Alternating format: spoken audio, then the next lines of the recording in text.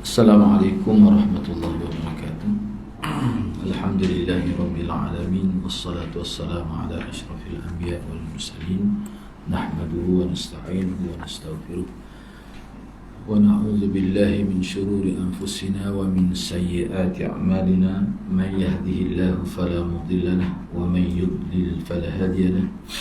Rabbi shrah li sadri wa yassir li amri wahlul 'uqdatam min lisani yafqahu qawli. Amma ba'd. Alhamdulillah, bersyukur kehadrat Allah Subhanahu wa taala kerana dapat bersama pada pagi ini. Terima kasih kepada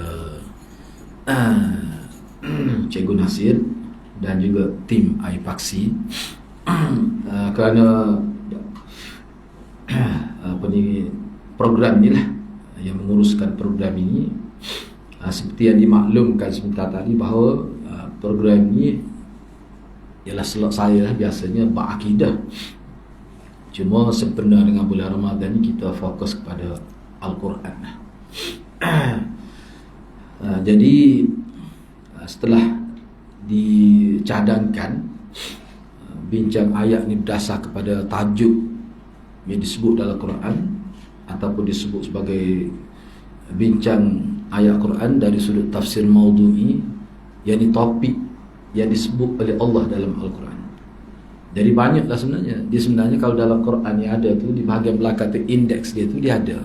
Mana ayat berkenaan dengan Nabi dia ada senaraikan. Itu topik-topik yang dibincang lah. Maudhu' tu. Cuma di bawah tu adalah pula tajuk-tajuk kecil. Ni saya ambil ni sebenarnya tajuk yang terlalu khusus. Sebab ayat yang membicarakan tentang ibu bapa ni agak luas juga. Dia bukan sekadar yang ada dalam nota ni. Cuma hak ni saya ambil yang lebih khusus, birrul walidain ataupun ihsan bil walidain, berbuat baik pada ibu bapa. Jadi hak berkenaan dengan ibu bapa, apa yang ibu bapa kena buat kepada anak tu saya tak termasuk dia punya ayat-ayat tu. Tanggungjawab ibu bapa tu pun kita tidak tekan. Cuma di sini ayat yang saya kumpul ni dalam nota ringkas ni, nota ni pun sebenarnya tidak lengkap lagi ni. Banyak lagi, cuma untuk perbincangan dalam sejam setengah tu rasanya memadai lah. Cumanya perlu faham terlebih dahulu bahawa ayat-ayat yang dikemukakan dalam nota ni semuanya menjurus kepada saranan, perintah dan wasiat daripada Allah supaya kita itu. Jadi hak ibu bapa, apa ibu bapa kena buat terhadap anak, itu pun saya tidak bincang di sini. Baik, ayat-ayat berbuat baik pada ibu bapa tu saya terjemuh tu berdasar pada ihsan. Berbuat baik ni mana ihsan. Jadi sebelum saya pergi kepada ayat-ayat, tapi dari sudut istilah, bila kita kata berihsan pada ibu bapa, mana kita buat baik pada ibu bapa walaupun ibu bapa tu sudah cukup segala-gala keperluan dia. Sebab tu bila kata buat baik pada ibu bapa, ihsan atas nama ihsan, dia bukan merujuk pada ibu bapa yang tua sahaja yang memerlukan kepada bantuan anak, tidak. Mana ketika ibu bapa masih segar bugar pun, masih sihat pun, bahkan kadang-kadang mungkin kita pinjam pitih dengan dia, ayah kita tu, tapi tetap ada ihsan itu. Maknanya ihsan kita buat baik kepada ibu bapa melebihi daripada apa yang dia perlu. Dia sudah cukup dah, lebih daripada itu. Walaupun dia kaya, bila kita jumpa dia, tetap kita sediakan juga, orang panggil buah tangan itu. Buah-buah pada dia boleh beli, lebih pada tu dia boleh beli. Dia kaya pada kita kata. Tapi ihsan ni maknanya berbuat baik tu, dia bukan sekadar bersifat material. Itulah yang kita akan bincang di sini. Kira-kiranya bagi saya lah, setakat yang saya baca dalam sebab nota yang saya buat ni sebenarnya lebih panduannya lebih kepada bincang tentang tadabbur ayat lah. Cuma saya selitkan juga dia punya tafsir secara ringkas. Okey, cuba kita tengok. Misalnya ayat pertama, Suratul Baqarah ayat 83. Allah Subhanahu wa taala berfirman, "Wa idh akhadna mitsaqa bani Israil la ta'buduna illa Allah wa bil walidaini ihsana wa dhil qurba wal yatama wal masakin wa qulu lin nasi husna wa aqimus salah wa atuz zakah." ثم توليتم إلا قليلا منكم وأنتم معرضون. Dan ingatlah mengambil janji dari Bani Israel. Dia tulis saya untuk terjemah ni, sebab saya ambil dia punya teks Indonesia ni, adalah sedikit perbezaan itu untuk supaya cepat daripada nak type semua tu. Tapi maksudnya lebih kurang lah. Manakala tengok selain Allah, dan berbuat baiklah pada ibu bapa, kaum kerabat, anak-anak yatim dan orang-orang miskin, serta ucapkanlah kata-kata yang baik kepada manusia. Manusia di sini merangkumi semua, ibu bapa, anak yatim, semua sekali. Dirikanlah salat dan tunaikanlah zakat. Kemudian kamu tidak memenuhi janji itu, kecuali sebahagian kecil daripada kamu, dan kamu selalu berpaling, yakni tidak patuh kepada janji itu. Itu terjemahan ayatnya. Baik, perbincangan ayat.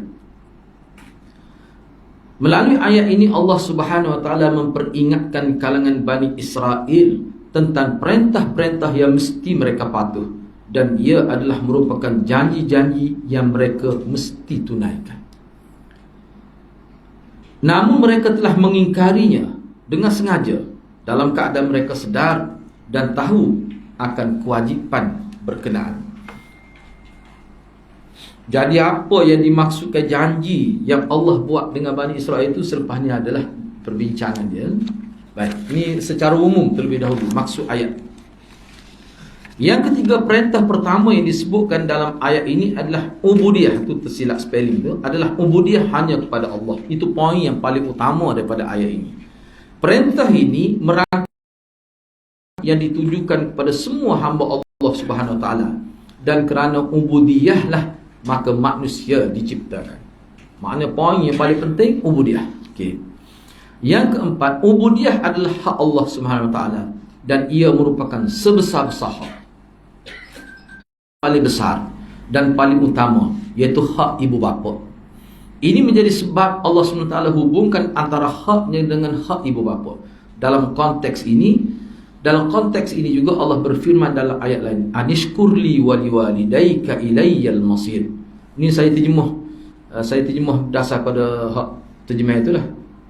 Kalau dalam PPN Aramai pun lebih kurang sama. Dengan demikian, bersyukurlah kepadaku dan kepada kedua ibu bapamu, dan ingatlah kepada akulah jua tempat kembali untuk menerima balasan. Baik, kalau saya terjemah, satu lagi terjemah yang saya tidak tulis di sini, kita boleh terjemah begini ayat ni, berdasarkan kepada dia punya syarah lah. Sebab syukur ni kita boleh terjemah begini, anishkurli, hendaklah engkau menghargai aku. Kita boleh terjemah gitu. Dan juga menghargai kedua ibu bapa engkau. Kena ingat, ilayyal masir, kamu semua ni akan kembali kepada aku. Tak kiralah kamu ni siapa semasa hidup di muka dunia, semua itu sebenarnya hakikatnya mereka sedang bergerak untuk bertemu Allah Subhanahu wa taala. Jadi syukur di sini maknanya menghargai. Ni terjemahannya anak ambil ni daripada hadis juga. Itulah cerita berkenaan dengan orang yang berbuat baik kepada anjing tu. Cerita di zaman Bani Israel tu.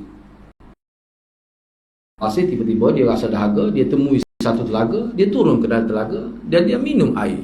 Bila dia naik ke permukaan ini, dia tengok ada seekor anjing yang terjulur-julur lidah tu kerana dahaga. Jadi lelaki tu fikir, mana situasi anjing ni seperti aku tadi. Timbul tu guna dua belah tangan itu. Bila dia naik ke daratan itu, dia bagi anjing itu minum air. Dalam hadis tu Nabi kata fasyakarallahu lahu. Ulama kata makna di sini Allah menghargai kebaikan lelaki itu. Faghafara lahu, dan Allah ampuni dosa dia. Wa adkhalahul jannah, dan Allah masuk ke dia dalam syurga. Satu perbuatan saja. Daripada situlah ulama kata syukur ni, takkan kita kata Allah bersyukur kepada lelaki itu. Jadi kita kena terjemah Allah menghargai kebaikan lelaki itu. Sebab itu Allah ampunkan dosa dia, dan itulah juga menjadi sebab dapat rahmat Allah sehingga Allah masuk ke dia dalam syurga. Jadi kita boleh terjemah gitu. Maknanya di sini menghargai Allah itu dari sudut akidah lah. Sebagai seorang mukmin, itu makna hak Allah. Dan ayat ni sebenarnya ringkas lah, ni saya sebut ringkas. Di sini sebenarnya penekanannya kepada hak.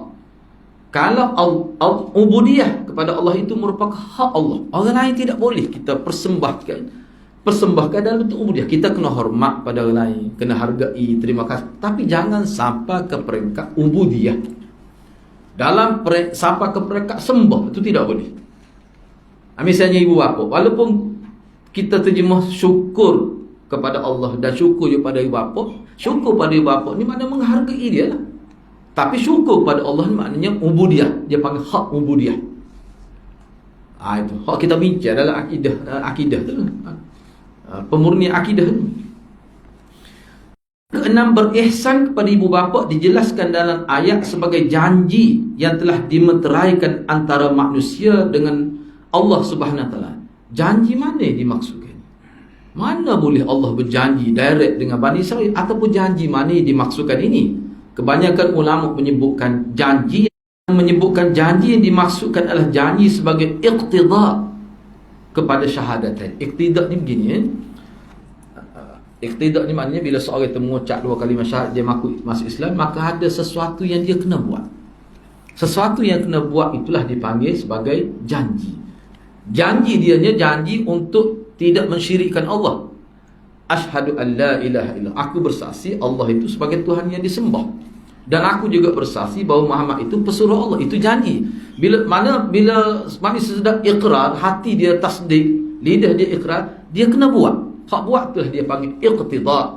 Antara iqtida yang paling utama selain daripada hak asas ubudiyah kepada Allah tidak boleh syirik, itu yang paling besar. Kalau kita tahu ubudiyah itu hak Allah. Kalau hak manusia ni ramai. Jiran pun manusia, guru pun manusia, ibu bapa manusia. Jadi hak mana ke hak manusia yang paling wajib, yang paling besar, yang paling utama, dihormati, diberi penghargaan? Ibu bapa. Maknanya hak ibu bapa. Bahkan semua ayat dalam satu nota ini boleh kata keseluruhan ayatnya berkaitan ihsan bil walidain, dia akan kaitkan dengan ubudiyah kepada Allah. Nak ayatnya betapa peri pentingnya ihsan pada bapa, sehingga dirangkaikan dalam satu ayat, diiringi, digabungkan dalam satu ayat. Mana besar sungguh tu. Sebab tu Ibnu Abbas bila orang tanya dia, ni saya terjemah secara bebas lah, apakah amalan yang kira sebagai jalan pintas shortcut dapat syurga? Dia kata tak ada, kecuali buat baik pada ibu bapa. Yang mana latar belakang orang yang bertanya ni sebenarnya sebab dia bertaubat tu di akhir usia. Mana hidup dia ni sebilangan besar hidup dia dalam keadaan maksiat pada Allah. Bila timbul kesedaran, dia bertaubat. Jadi dia fikir kalau dia nak laksana, kita Melayu panggil rumah kata pergi, kubur panggil. Kubur kata mari. Mana tahap tu? Sebab tu timbul soalan nak tanya tu, mana kehamalan yang besar kira-kira boleh cover kelemahan dia sebelum ini. Ibn Abbas kata, aku tak tahu kecuali buat baik pada ibu bapa. Itulah sebab besarnya pahala tu. Baik, sudut tadabbur ayat ini kita bincang secara ringkas saja ni. Sudut tadabbur daripada ayat ini, kenapa Allah SWT hubungkan secara langsung haknya dengan hak dua ibu bapa? Apa sebab? Allah kaitkan. Dan ayat-ayat selepas ni pun begitulah. Cuba kita perhati ayat tu, sebut dengan jelas. La ta'budu illallah. Kemudian terus wabil walidaini ihsana. Kaitkan selalu. Ataf dengan mana buat baik pada ibu bapa, dia atafkan kepada ubudiyah pada Allah. Kenapa begitu? Baik, jawapan dia cuba tengok di sini. Selain menyatakan keutamaan berihsan kepada ibu bapa, maka di sini perkara lain yang lebih penting adalah menyatakan sebab penciptaan manusia adalah untuk ubudiyah. Itu tersilap sebenarnya, tauhid kepada Allah SWT. Dan yang menjadi tanggungjawab besar mentarbiah manusia daripada awal agar mereka membesar dalam keadaan bertauhid adalah ibu bapa. Ni mengikut pandangan Imam Qurtubi. Ni saya petik dalam versi Maktabah Syamilah. Nak suruh cepat. Kitab tu ada dalam bentuk PDF-nya. Ni saya ambil dalam Maktabah Syamilah. Dia sebenarnya kita buka dia punya tafsir Qurtubi tu, tengok ayat berapa dia keluarlah. Mana ada rujukan kan. Maksudnya apa? Poin yang pertama ni, maknanya dia begini, dia tarbiyah ni ada dua. Orang panggil tauhid ni, hak tu sebenarnya ibu bapa juga kena buat. Cumanya tarbiyah ibu bapa tu untuk hak Allah. Ibu bapa juga kena tarbiyah. Satu lagi tarbiyah untuk kehidupan biasa. Daripada kecil dia membesar. Tarbiyah ni dia luah dalam bahasa Arab, bukan bermakna bui ilmu saja, tidak. Tarbiyah Allah ni besar lah. dari segi rezeki, mendorong, menimbulkan perasaan baik pada diri manusia. Bagaimana ibu bapa tu secara fitrah timbul perasaan sayang, itu tarbiyah Allah lah tu, mengikut ulama. Kemudian kalau selepas daripada itu, siapa lagi yang paling besar dalam bab tarbiyah? Ibu bapa lah. Kalau kita kecek bahasa mudah kan, kita kata misalnya ada orang itu sebut mertua dia sangat baik. Iyalah baik lah, tapi setelah awak kahwin dengan anak dia. Tapi sebelum tu siapa? Dan baik mertua ni, dia tak sama dengan ibu bapa. Selepas ni saya akan penjelaskan berdasar pada ayat-ayat lain. Sebab apa ibu bapa terlebih? Quran pun sebut. Quran pun sebut. Ni secara ringkas. Kalau kita panjang-panjang tak habis nak ni. Baik, gitu maksudnya. Maknanya isu ibu bapa ni isu tarbiyah, isu pendidikan, isu penjagaan. Orang lain tidak boleh buat. Guru di sekolah besar juga. Sebab tu selepas ni ada persoalan lain yang ditimbulkan oleh ulama. Kenapa guru dipanggil Abu Sani? Bapa yang kedua pada kita, guru lah. Apa ciri yang ada pada dia? Bila dia buat baik pada kita, tiba-tiba dipanggil Abu Sani. Maknanya ciri apa yang ada pada ibu bapa tu, sehingga guru tu dianggap sebagai ibu bapa kedua. Baik, tak apa, sebelum pergi situ, tadabbur yang kedua, kenapa disebut kalimah husnan selepas ihsan? Cuba perhati ayat ni lah. Cuba perhati semula ayat ni. Di situ, la ta'buduna illallah wa bil walidaini ihsan. Kalimah ihsan tu daripada ahsana yuhsinu ihsan, yakni melakukan ihsan. Itu makna ihsan, masdar, kata terbitan. Makna buat baik, melakukan kebaikan kepada ibu. Kita tidak boleh, kita kena terima yang baik. Ihsan tu melakukan kebaikan. Sebab tu saya terima ihsan, berbuat baik. Kalau husnan, kebaikan, ucap dengan husnan, dengan baik. Okey. Jadi di sini timbul satu pertanyaan. Kenapa disebut husnan dalam konteks buat baik pada ibu bapa, dan juga ayat seterusnya tu dikatakan husnan, dikatakan ihsan. Tiba-tiba selepas itu waqulu linnas, untuk seluruh manusia termasuk ibu bapa dan orang lain, bila nak bercakap kena husnan. Apa maksud? Husnan tu maknanya baik. Ihsan, berbuat baik. Baik, sebagai menegaskan berbuat baik pada manusia mestilah dengan perbuatan dan kata-kata. Kalimah ihsan lebih menjurus kepada berbuat baik dengan anggota selain lidah, manakala husnan dikaitkan dengan kata-kata waqulu linnasi husna. Jadi kalau dengan orang lain ini, mana dengan ibu bapa, dia kena ada ihsan dan husna. Maknanya ucapan pun kena baik. Dia panggil tadi, dia panggil apa dia kita panggil, body language lah kita kata. Mana bila kita duduk bersama dia tu, kedudukan tangan kita, kedudukan mata kita, cara kita berjalan depan dia, itu maksud ihsan itu. Sebab itulah di bawah tu saya ada sebut sebagai tambahan maklumat. Selepas ni kalau itu kisah semua ni ni boleh nampak lah bagaimana sahabat kata ihsan ini. Maknanya contohnya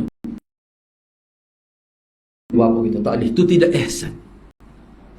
Maknanya perbuatan kita dari segi orang panggil lisanul hal kita lah, gaya tubuh kita, lalu depan dia macam mana kena tunduk, itu yang ditekankan. Itu makna ihsan.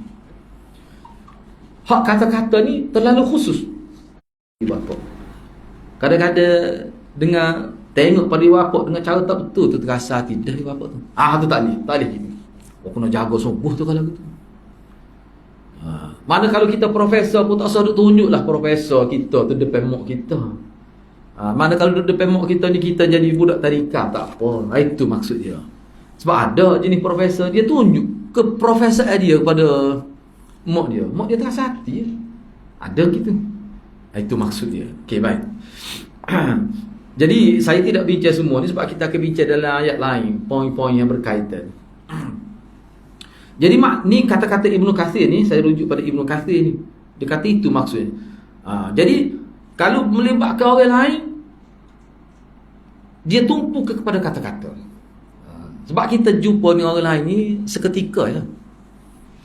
Kita mari ke perut, jumpa lah.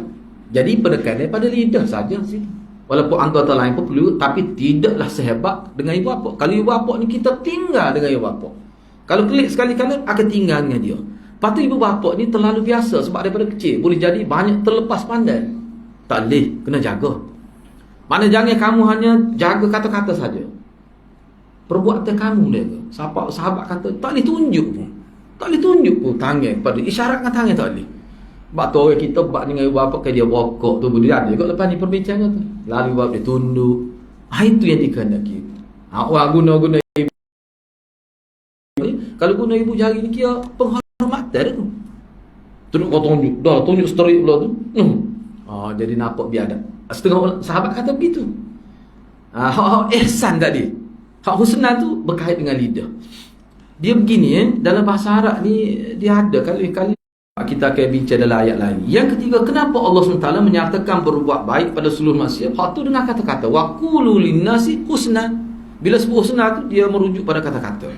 Kalau kepada orang lain walaupun termasuk ibu bapa juga, tapi umum hak ni ditumpukan kepada kata-kata. Apa sebab? Ni saya petik dah Ibnu Ashur. Ibnu Ashur. Kata-kata adalah merupakan saluran yang paling mudah untuk manusia berhadapan dan bergaul dengan orang lain. Ucapan yang dikeluarkan sebenarnya berasal dari hati nurani manusia. Apabila mereka bercakap dengan husnan, dengan baik, maka itu merupakan luahan hati yang inginkan kebaikan. Jadi maknanya bila arah Allah waqulu dan katakanlah oleh kamu kepada orang ramai, termasuk ibu bapa kamu, husnan maknanya bercakap dengan bahasa yang baik. Dan asal husnan itu dari segi fiqh bahasanya, maknanya dia lahir husnan tu dia lahir daripada hati. Baru orang panggil husnan. Kalau mulut saja manis cakap tapi hati tidak gitu, itu dia panggil nifaq, dia panggil. Itu dia panggil nifaq, bukan husnan. Hak nifaq tu kita tak maunya. Tak mungkin hati lain keluar daripada lidah lain, itu tidak dipanggil husnan. Jadi kalimah husnan tu dia berkait dengan hati. Itu dari segi fiqh dia. Itu. Maknanya apa? Ikhlas. Cakap keluar tu dia ikhlas. Kalau kita tak suka berterus terang. Itu sifat orang beriman. Jadi kalau begitu keadaan kita bila bercakap, payah syaitan nak ganggu kita. Sukarlah. Jadi makna kita sentiasa berada dekat sidq. Tak perlu ambil kitab. Sebab dia ada dah, komplit dah. Okey, ayat ni tekan saja tafsir dia. Arahan tersirat, berihsanlah dan ca'nalah ibu bapa. Hukumnya adalah fardu ain, mengabaikan mereka adalah dosa besar. Hak ni tak boleh nak franchise hak ni. Jangan kita kata sesat tanggungjawab aku bila aku ada pembantu rumah dia, cara aku tak klik pun tak tengok ibu bapa balik kerja. Tak lepas tu. Dia sebagai pembantu tetap fardu ain tak hilang. Kita kata dah lah kita bayar gaji itu tu, nak melepas fardu ain dah lah tu dia kata. Dah, tak cukup mengikut ulama. Kita sedih hak tu sebagai tampil bila balik tu suka-suka hanya tengok muka ibu bapa tu. Tak boleh kita biarkan begitu saja. Ibu bapa tak akan puas hati. Tu. Perbincangan tu akan ada selepas ni. Okey, saya pergi dulu kalau ada persoalan selepas ini. Okey, sekarang ni kita pergi pada surah An-Nisa pula. Cuba perhatikan sebenarnya di sini yang perlu diperhatikan laras bahasa Al-Quran tu.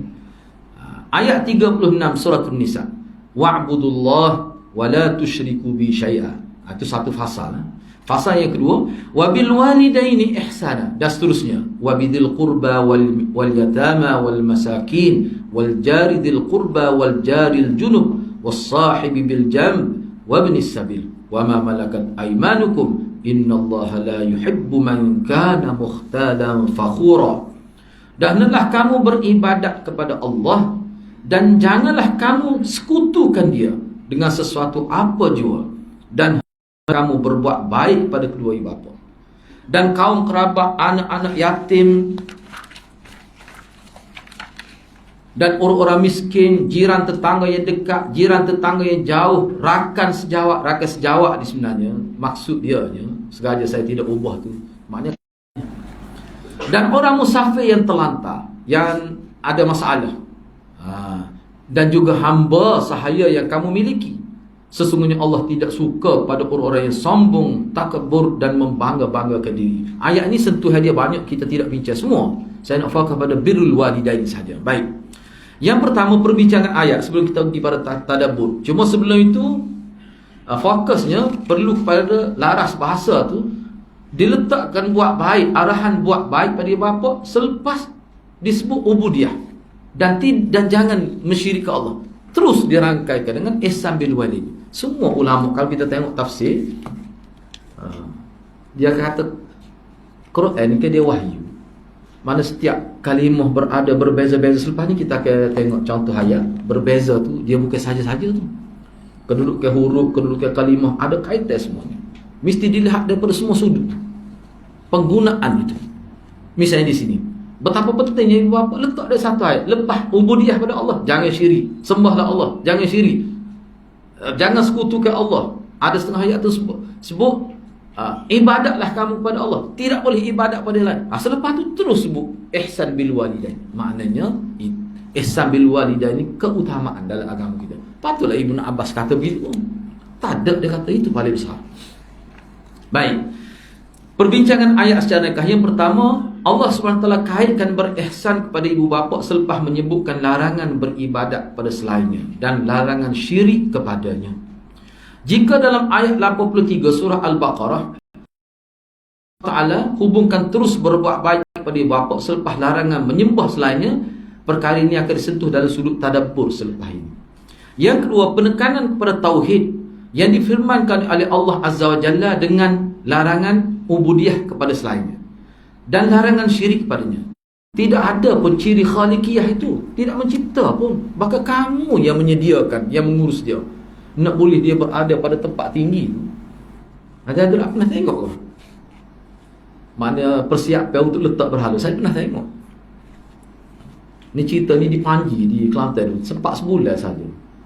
Dia sewa bangunan tu, dia nak buat tempat ibadat dia, agama Buddha lah. Jadi bila dia nak masuk berhala, dia kena buat di sebahagian dinding ni. Kos besar juga sebab dia punya premis tu kira batu tu. Cuma yang buat tapak tu semua orang Islam. Saya pergi tengok, saya kata tak boleh ni, kerja ni. Marah dia. Saya kata kena cari kerja lain. Banyak lagi kerja lain. Kenapa terlibat nak buat tempat berhala? Yalah, buat berhala tu berat kena akak guna kering. Yalah, guna kita kata maknanya tak boleh berat lah guna daripada semi. Patut. Maknanya mempersiap mana Tuhan dia tak boleh naik sendiri gitu. Mana kena ada orang yang urus. Jadi mana sabahkah kamu sembah dia? Baik, cuba kita tengok lagi. Dari segi hak dan kemunasabahan. Apakah munasabah kamu sembah selain Allah SWT? Sedangkan yang kamu sembah tu, mereka tu, maknanya yang kamu sembah selain Allah tu tidak menciptakan kamu dan makhluk lain. Tanpa menafikan banyak lagi faktor lain yang boleh dijadikan hujah tu sebenarnya. Hanya Allah sahaja yang berhak dengan ubudiyah. Tetapi faktor kemampuan mencipta adalah faktor utama untuk menyampaikan hak ubudiyah. Hakikat khaliqiyah.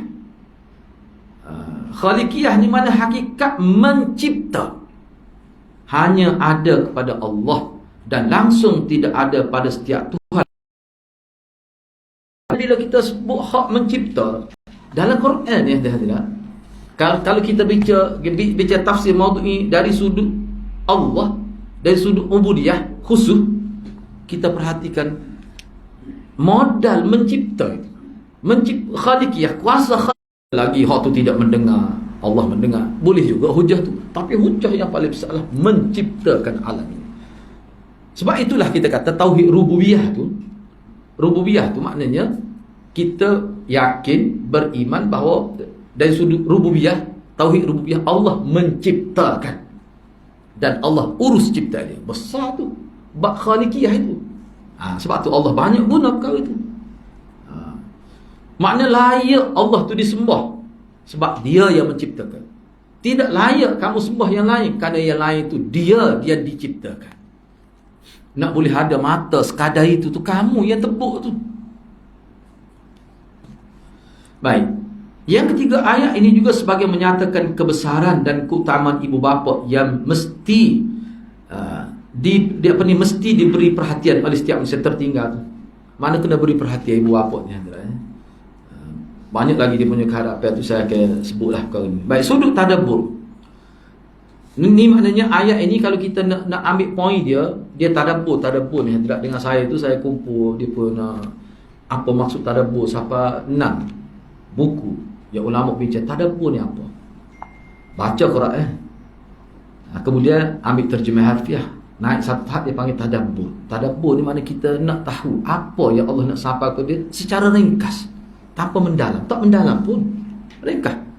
Sebab tu dia boleh habis sekejap saja 30 juzuk, tidaklah makan masa bertahun-tahun. Ringkas. Cuma tadabbur ni dia berbentuk menimbulkan persoalan. Kenapa begini? Allah sebut begini. Ringkas. Misalnya di sini, siapa yang paling berhak disyukuri selepas Allah? Bila kita tengok struktur ayat tu, larah tu, ubudiyah kepada Allah, kemudian dikaitkan dengan ibu bapa, syukur pada Allah, kemudian selepas tu ibu bapa. Maknanya penting tu.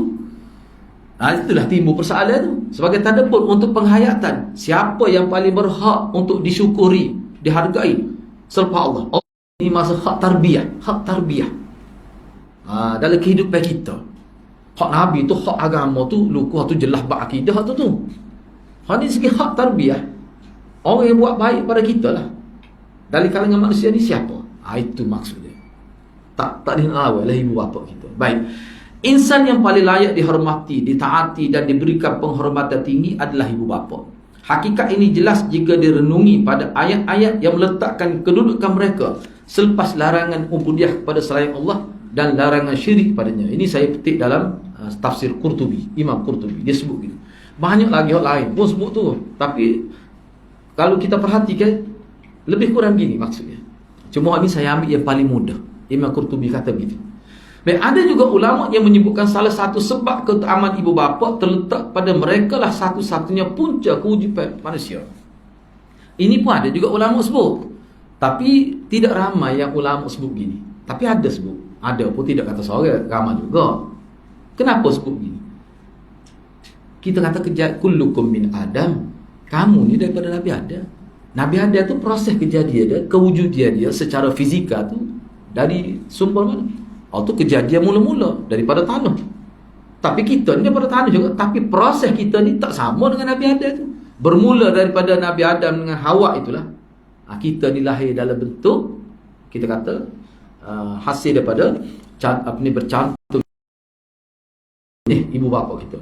Tak kira ada dia tu siapa selepas. Bahkan Nabi sendiri pun begitu. Sebab tu ulama kata dari sudut itu sahaja pun sudah boleh kita kata ibu bapa kita ni paling penting. Punca adanya kita. Punca adanya kita. Tak ada berkait dengan Nur Muhammad. Lepas ubudiyah pada dia, selepas larangan syirik, maknanya penting. Yang kedua, kenapa dalam ayat ini dikaitkan berihsan kepada kedua ibu bapa selepas larangan ubudiyah kepada selainnya dan larangan syirik kepadanya? Ini pun lebih kurang juga. Cumanya ini antara yang disebut oleh ulama. Daripada ayat ni, kalau kita nak timbulkan persoalan sebagai renungan kita, inilah jawapannya lebih kurang. Sebagai menjelaskan setiap ibadat yang dilakukan mesti dilakukan kerana Allah. Dan ia dilakukan bukan kerana, dan jika ia dilakukan bukan kerana Allah, maka dia dikira sebagai syirik. Mungkin dalam situasi tertentu ia berada pada tahap syirik kecil dan mungkin pada tahap syirik besar. Baik, cuba kita tengok sekali lagi. Kenapa dalam ayat ini dikaitkan berihsan kepada kedua ibu bapa selepas larangan ubudiyah? Maknanya bila Allah nak sebut tentang ibu bapa tu, dia dahulukan syirik. Tak boleh syirik pada dia, tak boleh ibadat pada dia. Itu soalan dia. Hak soalan tadi, kenapa buat baik pada ibu bapa ni diletak selepas ubudiyah dan selepas larangan syirik? Untuk tadabbur yang kedua ni, kenapa Allah letakkan diri dia dulu nak buat baik pada ibu bapa ni tahap tinggi, tapi dia letak jangan syirik. Sebab manusia ni kadang-kadang bila dia buat sesuatu oleh kerana dia tengok ibu bapa tinggi, kadang-kadang ibu bapa sepatu hadah dia buat. Cuba tengok dalam agama lain, cium kaki sembah kaki ibu bapa sebagai Tuhan, dia anggap sebagai dewa. Ada setengah-setengah agama ibu bapa ni. Tak boleh sampai tahap tu. Walaupun kamu kena ingat ibadat ubudiyah pada Allah, jangan syirik. Hak tu keutamaan. Dan selepas ni ada huraian lain dalam ayat lain. Itu maksudnya.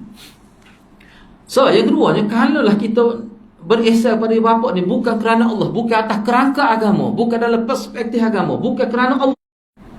Kita kata ni nampak Kelantan panggil ni cekung mata tu. Cekung, cekung. Masuk dalam betul mata tu. Bapa tu tak tidur jaga bapa. Siapa dia tu? Tidak Islam tu. Kadang-kadang tak ada agama, fitrah. Tapi orang Islam ni tidak gitu. Fitrah dia memang akan buat baik secara umumnya. Tetapi bila kita buat atas dasar ini tuntutan agama, dia jadi ada nilai lebih. Dia ada juga isyarat begitu. Maknanya kaitan buat baik pada bapa ni kaitan tuntutan iman. Hak kita sebut sebagai iqtidah tadi. Itulah sebenarnya. Setengah-setengah ulama sebut begini, ni dalam, saya tidak masukkan di sini. Dia kata sebenarnya bukan isu bapa saja bila kita nak cakap tentang ubudiyah. Kita, kenapa awak baik pada bapa? Kerana fitrah. Itu semua manusia begitu. Orang Islam ni kena jawab ke mana? Apa sebab buat baik pada bapa? Yang paling besarnya kerana itu tuntutan agama. Selain daripada dia fitrah, itu tuntutan agama. Jadi maknanya dengan sebab-sebab tu, kalau kita tengok di sini akan datang ayat ni, buat baik pada bapa itu salah satu jalan besar untuk masuk syurga. Akan ada selepas. Maknanya kaitan dengan agama. Supaya kita minum air lah. Bapa minum air nak ilai dahaga. Memang ilai dahaga. Tapi boleh pada ke? Tak. Kecuali minum dengan cara sunnah. Makna cara itu. Tak kira lah minum air apa pun. Asalkan halal. Cara itu menyebabkan jadi boleh pahala. Tak kira lah susu kambing. Kalau minum susu kambing tak boleh pahala. Baik. Gitulah maksud dia. Baik, seterusnya ayat yang 3, surah Al-An'am ayat 151. Qul ta'alu atlu ma harrama rabbukum 'alaikum wa la taqtulun nafsa allati harrama Allahu illa bil haqq dzalikum wassaakum bihi la'allakum ta'qilun. Katakanlah wahai Muhammad. Jadi kena ingat bila dalam Quran ni bila kata qul, katakanlah itu ditujukan kepada Nabi lah. Begitu kebiasaannya. Jadi perintah tu untuk apa? Setengah ulama dia sebut gini. Bila Allah kata pada Nabi qul, kita boleh terjemah begini. Mafhum. Wahai Muhammad, kamu sebutlah kepada manusia. Arahan qul ni supaya Nabi sampaikan. Sebab itulah Nabi bila tu ayat Quran, Nabi panggil sahabat dia. Antara saya Ali. Sekarang ni tu wahyu baru. Kamu pergi sampai kepada orang ini, orang kafir. Nabi suruh selalu sampai pada orang kafir. Kadang-kadang kalau sehari tak ada orang kafir bertanya, macam mana hari tak ada ayat baru ke? Dia bertanya. Kalau untuk orang Islam, tak apalah. Ada papan kenyataan ustuanah tu di tiang masjid Madinah tu. Baik. Katakanlah wahai Muhammad. Mana sebutlah wahai Muhammad pada orang ramai. Apa dia? Ta'alau. Marilah kamu semua.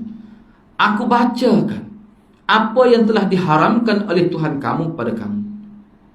Iaitu janganlah kamu sekutukan dengan Allah sesuatu pun. Selepas tu sebut. Cuba tengok larah bahasa. Selepas tu disebut. Hendaklah kamu berbuat baik pada ibu bapa. Dan janganlah kamu membunuh anak-anak kamu kerana kepapaan, bimbang, miskin. Sebenarnya kamilah yang memberi rezeki kepada kamu. Kamu tu maksudnya ibu bapa. Dan juga kepada mereka, yakni anak tu. Dan janganlah kejahatan-kejahatan. Fawahish yang dimaksudkan di sini adalah perbuatan zina itu. Yang terang daripadanya dan juga yang tersembunyi. Dan janganlah kamu membunuh jiwa yang telah diharamkan oleh Allah membunuh. Daripada surah Al-An'am ini, Allah SWT menggunakan kalimah wasiat agar manusia berbuat ihsan kepada ibu bapa mereka. Sebelum ni kita tengok beberapa ayat tidak guna istilah wasiat. Kalimah wasiat yang digunakan dalam ayat boleh memberi kesan yang lebih mendalam kepada minda pendengar. Orang kita ni kalau sebut wasiat ni dalam bab kan? Bab nak mati. Kalau mak lagi muka dia kata mak berwasiat ni, berat. Mak nak wasiat ni segini, kena tutup ni pintu ni, mak lagi kedah. Orang tak guna gitu. Kalau guna gitu ya, pusing lah anaknya. Anak kata dah biar kita pergi sekali. Nak suruh tutup pintu, guna istilah mak wasiat ni, tutup pintu lah ni. Tak guna. Bila kata wasiat ni, orang panggil terbeliak biji mata lah. Kira-kiranya gitu. Yang di sini Allah guna larang bahasa lain sikit. Guna wasiat. Semua ni adalah dalam rangka untuk menyatakan penting ihsan bil walidain. Pelbagai bentuk bahasa yang digunakan. Tapi semuanya kalau kita perhatikan, Semuanya cuba tengok tu, mesti dia sebut contoh sini, alla tusyriku, tidak boleh syirik, jangan syirik.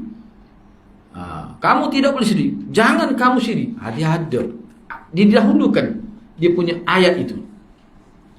Baik, sudut tadabburnya, kenapa Allah SWT iringi perintah berbuat baik pada ibu bapa dengan larangan yang ditujukan kepada mereka agar jangan membunuh anak-anak kerana bimbangkan kefakiran. Baik, di sini ada lebihan maklumat. Tadi tidak disebut yang ini. Dalam ayat ni sebut berbuat baik pada ibu bapa, tapi ada larangan daripada Allah untuk ibu bapa. Kamu jangan bunuh anak-anak kamu. Kenapa begitu? Kerana bimbangkan kefakiran. Cuba tengok di sini. Sebenarnya ayat ini mengisyaratkan kepada kemestian bergantung kepada Allah Subhanahu Wa Taala rezeki. Hakikat ini tidak dirasai oleh orang yang sentiasa lalai dan lupa kepada Allah Subhanahu Wa Taala. Namun bagi orang yang beriman, yang sentiasa bersyukur kepada Allah, mereka tidak akan gundah gulana dalam menjalani kehidupan sebagai hamba Allah Subhanahu Wa Taala. Baik. Dia isu yang disebut di sini saya petik dalam beberapa tafsir, semua saya gabung buat kesimpulan. Maksud dia ni, kita mungkin tidak terasa sangat sebab dalam masyarakat kita ni tak ada bunuh anak ni. Kalau ada pun berlaku kes-kes terpencil kan kes ni. Tapi di Arab dulu biasa berlaku. Walaupun dalam kitab disebut berlaku tu berlaku di kala kawasan pendalaman, bukan di Mekah tu. Kalau berlaku di Mekah pun tidak melibatkan keluarga apa ni dia panggil kabilah Quraisy.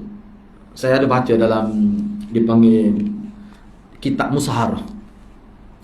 Musaharah ni kitab yang menyebutkan tentang hubungan persembedaan di kalangan sahabat-sahabat. Sebab sahabat ni dia nikah sama-sama dia, anak dia beri pada sahabat dia sebab dia kira nak generasi yang terbaik.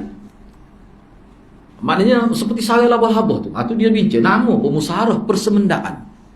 Di situ ada disebut, dibuktikan oleh ulama ahli ilmu nasab bahawa bunuh anak ni tidak berlaku kepada bangsa Quraisy, kepada kabilah Quraisy, tak berlaku. Tapi berlaku dalam masyarakat Arab. Salah satu sebabnya kerana khasyata imlaq dalam ayat lain, bimbang kerana kefakiran. Baik. Jadi maknanya kerana perkara itu perkara yang berlaku dan besar juga dia punya kes itu, maka bila Allah mereka akan terasa. Tapi mungkin kalau di kalangan kita mungkin tidak terasa sangat. Tapi perasaan setengah orang yang tidak kuat hidup beragama, memang dia terasa susah dengan ada anak ni. Pertama-tama kalau ada anak perempuan, misalnya mak saya cerita lah, ni belakang, tiba-tiba takdir anak sulung dia anak perempuan, dia sebut depan-depan, putus angin lepas dia tu, bahasa Kelantan ni. Tak ada lah ngomong ni. Putus angin berlepas. Maknanya kecewa sangatlah cuba nak gambarkan. Dan bukan sekadar itu. Tu.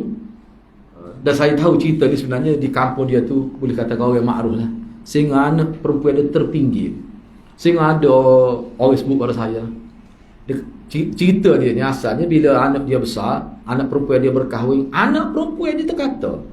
Dia kata lama dia nak keluar daripada rumah ayah dia. Tapi dia tak tahu nak pergi duduk di mana. Bila dia berkahwin, suami dia bawa dia keluar ke hidup sama suami dia lah. Dia bersyukur dan dia tak balik ke rumah ibu bapa dia. Maknanya anak perempuan memendar rasa lama. Siapa orang kapal di situ, pada dia kata anak perempuan dia tak balik pun. Saya ke anak yang kedua ada lelaki. Siapa makan dia hadut oleh mulut kakak dicabut lagi ke adik. Siapa tahu tu mana dia layan anak lelaki dia dan dia layan anak perempuan dia. Menyebabkan kakak ni maknanya dalam keadaan derita lah batin dia, sedih sama. Bila dia kahwin, dia tak boleh balik rumah bapa dia. Bahkan dia sebut lama dia sebenarnya nak keluar daripada rumah, cuma dia tak tahu nak pergi ke mana. Itu kesal dia.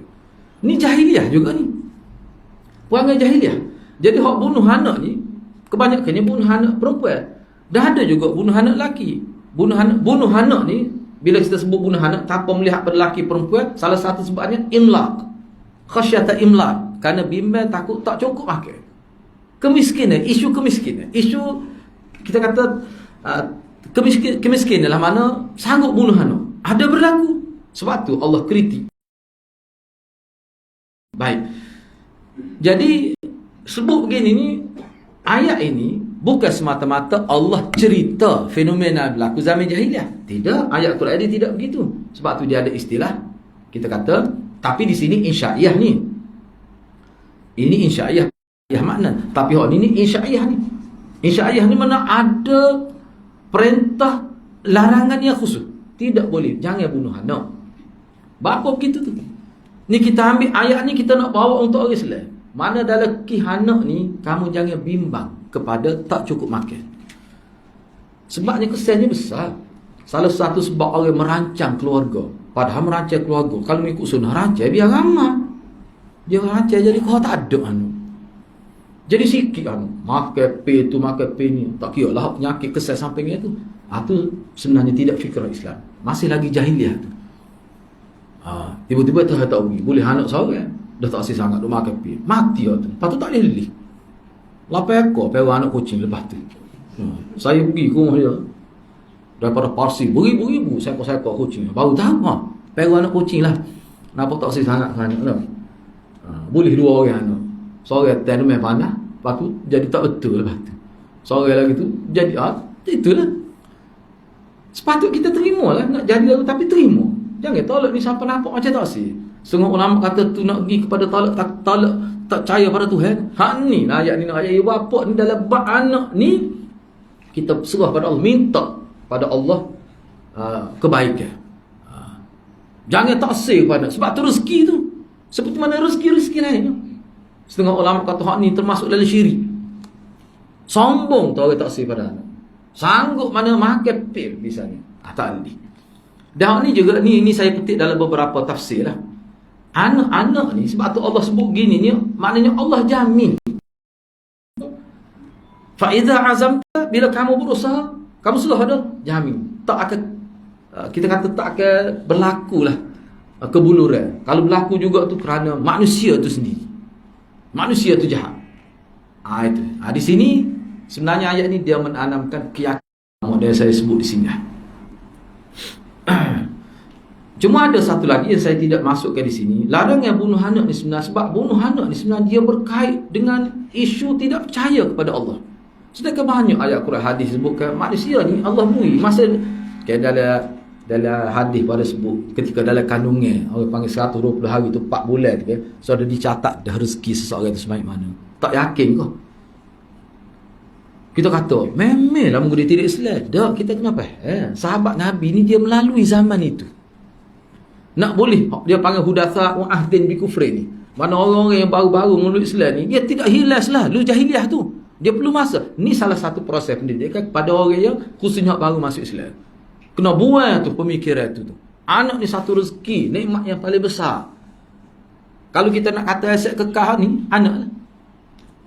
Lepas ni pun ada juga kita bincang sebenarnya. Semalam mari pada orang tanya. Bila saya sebut tentang anak kan, waladun salihun yad'un. Anak soleh yang mendoa pada bapa tu. Nak ayat kelebihan anak soleh. Mana orang yang meninggalkan anak ni sebenarnya setengah-setengah ulama kata berdasar pada hadis tu, idza mata ibnu adam tu lah. Mana seseorang itu bila dia meninggal dunia, dia tak akan dapat lagi pahala sebab mungkin dia mati, dia tak lihat amal dia. Tetapi ada saluran tertentu. 3 saluran Nabi sebut. Yang mana ketiga-tiga saluran ni semuanya berkait dengan usaha semasa hidup. Maknanya kalau ada 3 saluran ni, kalau dia mati pun pahala dia tu boleh lagi walaupun mati. Nak ayatnya kelebihan 3 perkara. Gapo dia? Apa ni kita kata ilmu yang bermanfaat. Tak kira lah ilmu apa bahasa Inggeris ke, asalkan ada manfaat untuk manusia, dia akan dapat. Mati buku amalan tak tutup lagi, malaikat dia catat. Yang kedua apa? Sedekah jariah. Sebab tu sedekah jariah ni biasa saya terjemah, mana sedekah terancang lah. Bukan pakai bui gitu saja, kena rancang. Bukan main-main. Nak boleh jadi jariah ni kena fikir. Jangan kita okey syarat dia untuk dapat nilai sedekah, dia ada syarat dia. Pertama sekali harta syubhah pun tak boleh terlibat. Kalau tidak, nak ayatnya kena bersih betul harta. Saluran yang ketiga ni lah, anak. Yang mana sifat utama anak yang soleh ni, dia sentiasa doa kebaikan. Banyak lagi kebaikan lain, tapi sifat asah, tak perlu modal pun nak berdoa. Anak miskin pun boleh buat. Maknanya seorang manusia kalau dia mati, kalau ada 3 perkara ni hak berkait usaha dia ni semasa hidup, maknanya seolah-olah ulama kata dia tu walaupun mati sebenarnya tak mati, duk berehat, pahala boleh sama. Sebab pencen. Tapi ada saya dengar dalam internet tu, ada seorang ustaz tu dia baca ayat ni, hadis ni, dia kata hak 3 tu nak ayat. Dia kata hadis ni sebenarnya tidak menafikan siapa pahala, dia kata. Dia bahakut. Saya dengar dia. Mana Allah kata bila mati seorang manusia, maka terputus amalan dia. Amalan dia putus. Mana amalan orang lain hak nak transfer kepada dia, tu tak apa, tak utuh tu. Mana kita baca Quran, kita boleh hadiah kepada dia, boleh pahala. Kita baca Quran, kita hadiah, boleh pahala. Tak apa, tidak bercanggah dengan hadis tu. Sebab hadis tu amal dia terputus, dia mati. Parut mati. Dia kata tak payah ayat lah waktu tu. Memang kalau dia mati putus tak habis. Tak payah ayat tu. Hadis tu nya nak ayat kelebihan 3 perkara ni. Maknanya kena buat sebelum mati, kena cadas lalu 3 perkara ni. Baru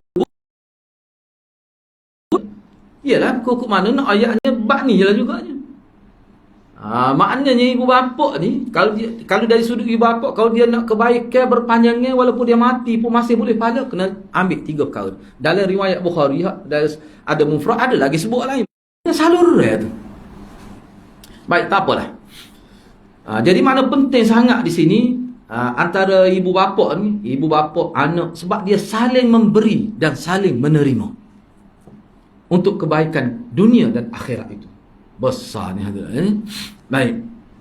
Yang kedua, kenapa dalam ayat ini Allah SWT mendahulukan menyebut dialah yang telah merezekikan kepada kamu. Kamu tu maksudnya mana ibu bapa lah, berbanding anak-anak. Sedangkan dalam surah Al-Isra Allah mendahulukan dialah yang memberikan rezeki kepada anak-anak berbanding kamu. Cuba tengok nota kaki nombor 1. Ini surah Al-Isra. Wala taqtulu auladakum khasyata imlaq. Nahnu narzuquhum. Hak dalam ayat tadi nahnu narzuqukum. Janganlah kamu bunuh anak-anak kamu kerana bimbangkan kefakiran, kepabean. Bapa tu, kamu kena ingat, kami yang beri rezeki kepada anak kamu dan juga kepada kamu. Sesungguhnya bunuh mereka itu merupakan kesalahan yang sangat besar. Baik, cuba kita tengok ayat asal ni. Cuba perhati pada ayat. Tu kan. Kalau ayat ni, wala taqtulu auladakum min imlaq, nahnu narzuqukum. Hak tadi narzuquhum. Jadi kalau dalam ayat ni, kami beri rezeki pada kamu. Dalam ayat surah Isra tadi, kami yang berikan rezeki. Sebab tu saya kata Quran ni wahyu. Bila dia letak hak ni dulu, hak ni lepas tu, tak sama lah arah kedudukan kalimah tu. Sedangkan dalam isu yang sama nampaknya ada sesuatu yang Allah nak sebut tu. Kenapa berlaku begitu? Ni saya petik dalam tafsir Ibnu Kathir ni. Sebenarnya ayat ini mafhum dia macam mana? Janganlah kamu membunuh anak-anak kamu kerana bimbangkan menjadi miskin pada masa akan datang. Dan kerana itulah Allah Ta'ala berfirman, kamilah yang memberikan rezeki kepada mereka, kepada anak tu, dan juga kepada kamu. Maknanya bila ada anak takut jadi miskin akan datang. Lah ni memang boleh makan lagi, cukup lagi makan minum. Kalau ada anak seorang boleh kira, takut ada anak amat takut jadi miskin. Miskin tu bila? Akan datang. Tu maksud ayat ni.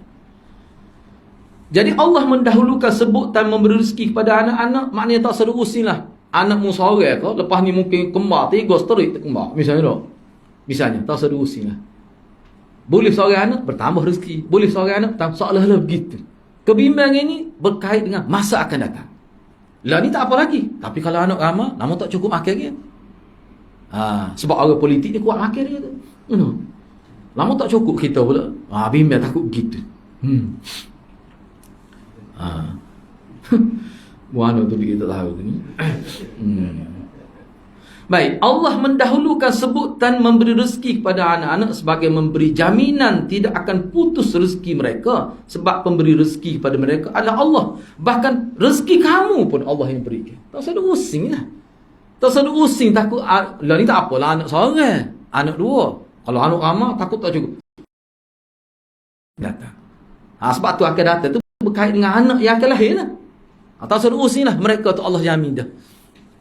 Baik, namun dalam ayat ini, ayat kita bincang surah Al-An'am ayat 51, kefakiran yang dimaksudkan adalah kefakiran yang sedang mereka alami. Dan kerana itulah, maka Allah dia beri rezeki kamu dengan isteri kamu. Tak terjejah tu Allah juga. Lepas tu bila boleh anak, dia rasa terjejah. Jadi maknanya bila boleh anak, rasalah kesal beban tu sedikit tu. Maknanya kefakiran yang dimasukkan. Boleh jadi juga maknanya dia ni susah. Bila susah tu mana? Sedang susah. Dalam keadaan susah. Maka dia mari mikir, kalau ada anak berat, tak ada anak susah ni mudah ni. Akhir sekali tiba-tiba, moga dulu tak ada lah perancangan, tiba-tiba boleh juga anak dalam keadaan toksik. Kesal dia bunuh anak tu. Bukan takut miskin, dia tengah miskin lah tu, sedang dalam kepapel miskin, bunuh anak apa? Dah tak ada anak pun susah dah. Ada anak 2 pun susah, kalau 3, kalau 4 lagi susah, bunuh kerana tu. Jadi sebab itulah dalam konteks ayat ni Allah lebih sesuai sebutkan kepada mereka, kamilah yang membersih kepada kamu. Kamu boleh makan sebelum cukup, sebelum ada anak. Kami yang beri. Tahulah kami nak beri kalau kamu ada anak. Wallahu yarzuqu man yasha bighairi hisab. Kadang-kadang kamu tak tahu sumber mana pun, tiba-tiba mari rezeki. Dapat peluang kerja yang besar misalnya. Tak usah pusing. Jadi sebut pada kamu tu, kamu sebab kamu yang kamu bimbang tu keadaan kamu sekarang ni, bukan akan datang. Hak tadi sebut anak tu kan akan datang.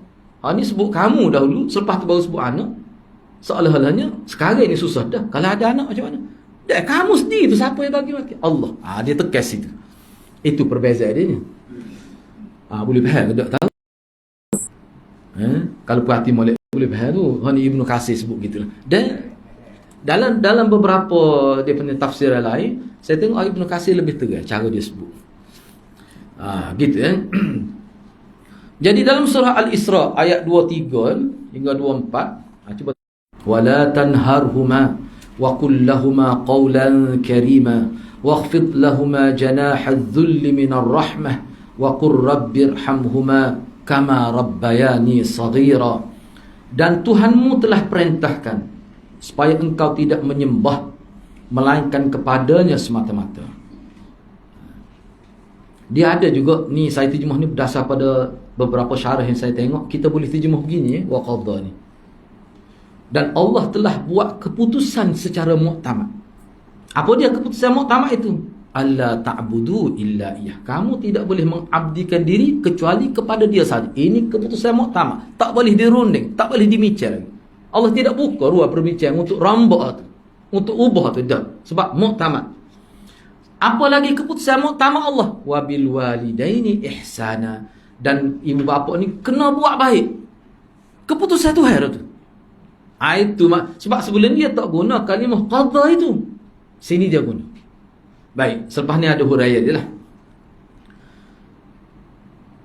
Dan Tuhanmu telah perintahkan, ini saya terjemah biasa dulu, supaya engkau tidak menyembah melainkan kepadanya semata-mata. Dan hendaklah engkau berbuat baik kepada ibu bapa. Jika salah seorang dari keduanya atau kedua-duanya sekali sampai kepada umur tua dalam jagaan dan peliharaanmu. Siapa ketua? Duduk dengan anak misalnya. Maka janganlah engkau berkata kepada mereka sebarang perkataan kasar. Sekalipun ataupun seminima kata, sini dia buat hak sebab dalam bahasa Melayu ni uf lah sebenarnya kata.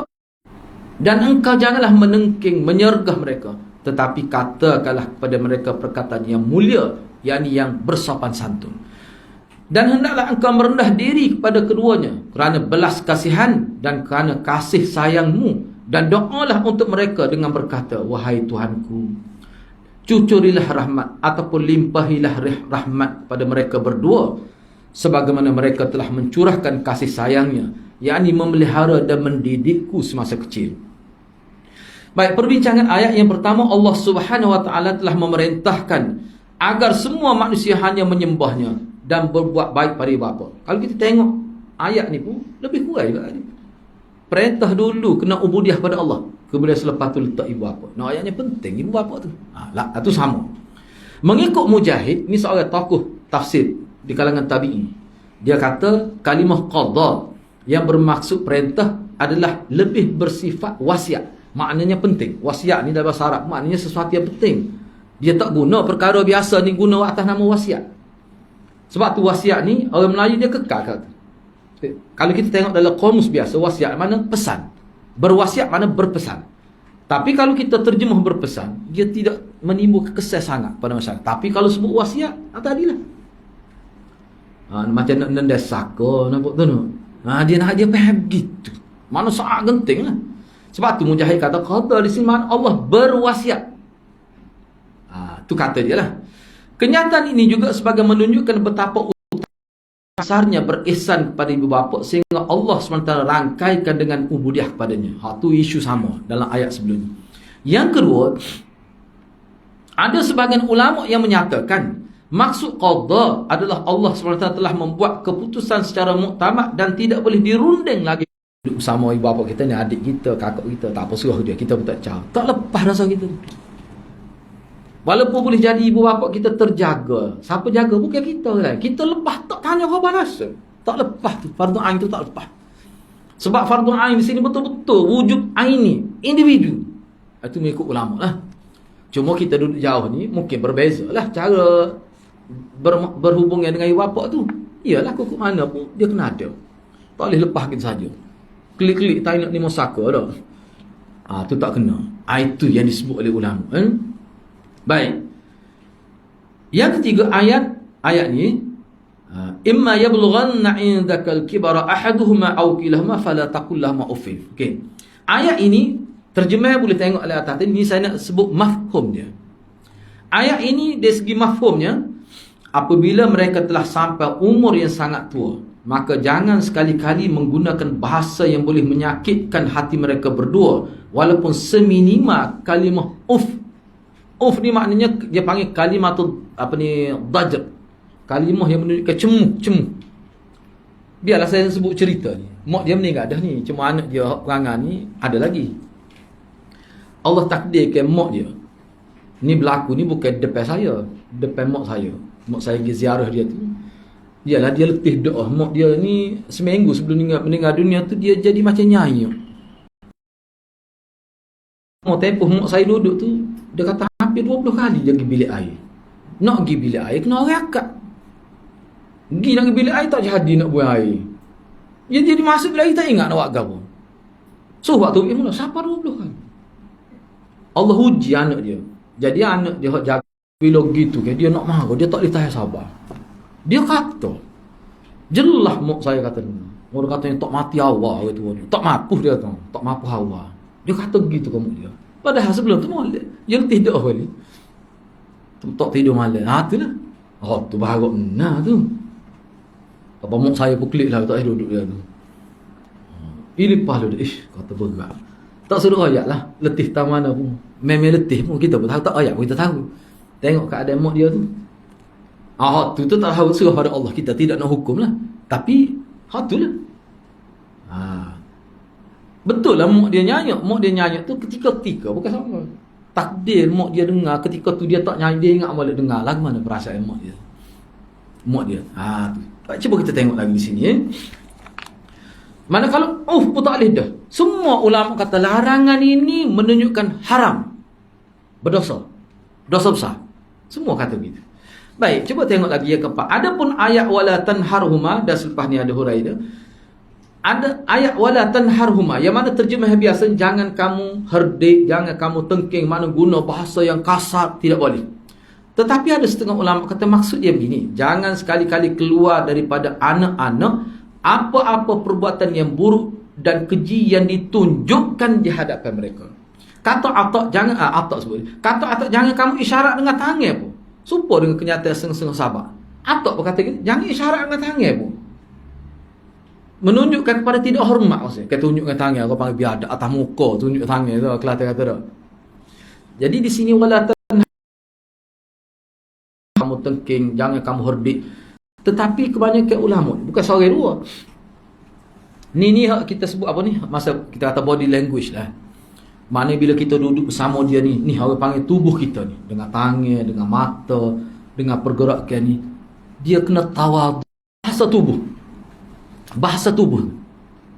Mana kalau duduk depan dia tunduk, nak lalu depan dia pun tunduk, kita kan dia sengit sebelah. Ada lepas ni ayat tu. Dia perendah sebelah sayap dia tu. Dah. Tu tepat tu. Tu boleh puji orang Melayu tu. Faham tak tu? Tu molek tu. Mana tunduk sikit. Benda-benda gitulah. Walaupun kita setinggi mana pun jawatan kita. Itu maksud wala tanharu. Mana ramai juga ulama kata begitu. Yang kelima, sehingga apa kata isyarat dengan tangan pun tak boleh. Yang kelima, bila mana Allah SWT melarang mengeluarkan ucapan dan perbuatan yang buruk dan keji pada ibu bapa yang sudah tua, maka Allah susuli pula dengan perintah, tu tersilap, susuli pula dengan perintah agar melakukan 3 perkara. Tadi Allah sebut kalau nak tak boleh, benda hak tak boleh buat. Jangan buat gini. Kata pun tak boleh dengan walaupun seminima itu. Kemudian dari sudut penampilan zahir, bila berada di hadapan dia, biarlah bahasa tubuh kita menunjukkan kita hormat. Selepas tu Allah sebut 3 perkara. Yang pertama, gunalah bahasa yang lembut, menyenangkan, ada unsur menghargai dan melambangkan penghormatan yang tinggi. Ni maksudnya wa qul lahuma qawlan karima. Jadi ulama kata karima di situ inilah maksudnya.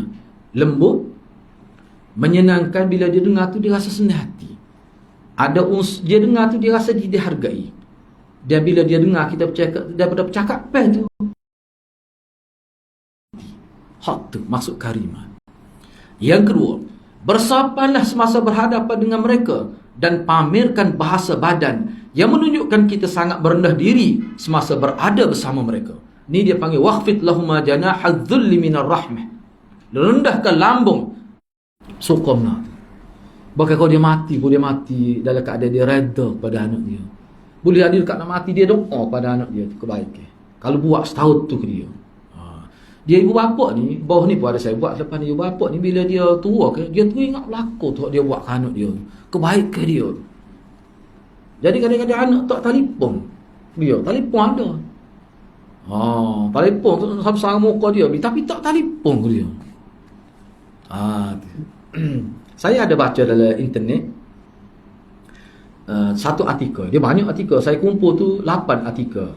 Bicara tentang buat baik pada bapa. Dalam pelbagai konteks ulama ni Arab lah. Ada saya kumpul. Cuma tidak diterjemah. Kumpul. Antara dia sebut ni. Dia kata ada. Mana dia kata molek tu. Sepatutnya kita setiap hari hantar mesej ya. Apa khabar? Tak payah tarik pun. Dia pakai tekan begitu. Mungkin duduk situ dah ke. Set apa ni apa. Kita tekan. Reply gitu ya. Tak perlu duduk tarik-tarik. Tanya setiap pagi. Suka ibu bapa. Ni pengalaman ibu bapa.